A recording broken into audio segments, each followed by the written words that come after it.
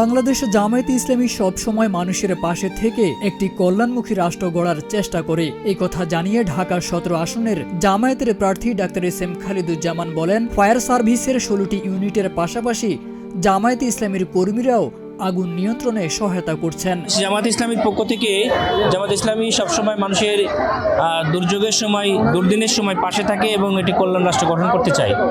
তো আমরা এই মানুষগুলো যে এখন অসহায় অবস্থায় পড়েছে, এখানে যে কড়াইল বউবাজারে আপনারা অলরেডি অবগত হয়েছেন যে আগুন লাগছে, এটার সঙ্গে সঙ্গে যে ফায়ার সার্ভিসের 16টা ইউনিট আসছে, এর পাশাপাশি আমাদের জামাত ইসলামীর ওয়ার্ড ভিত্তিক, ইউনিট ভিত্তিক যে সকল কর্মীদেরকে আমরা বলেছি ওনারা অবস্থান করছেন।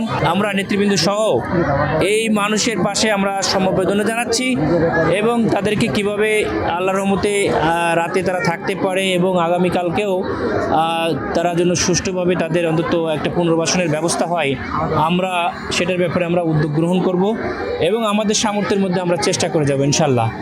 তো আল্লাহ সবাইকে এই দুর্যোগ থেকে মানুষ হেফাজত করুক, এটাই আমরা দোয়া করছি।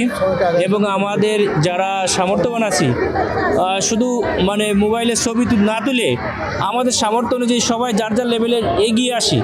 আমাদের সবাইকে মৃত্যুবরণ করতে হবে, মৃত্যুর ভয়ে বুলেট প্রুফ গাড়ি বা ঘরে বসে শুধু দোয়া না করে আমাদের এই মানুষের পাশে দাঁড়াই আমাদেরকে রাজনীতি করার আমি আহ্বান জানাচ্ছি সকল। রাজধানীর কড়াইল বস্তিতে লাগা আগুন দ্রুত বড় আকার ধারণ করে চারদিকে ছড়িয়ে পড়তে থাকে। পানির স্বল্পতার কারণে আগুন নিয়ন্ত্রণে ফায়ার সার্ভিসকে বেগ পেতে হয়। এমন পরিস্থিতিতে দলটির কর্মীরা উপস্থিত হয়ে সহায়তার চেষ্টা করেন। ওই সময় ঘটনাস্থল থেকেই ডাক্তার খালিদুজ্জামান গণমাধ্যমের সঙ্গে কথা বলতে গিয়ে এসব কথা বলেন।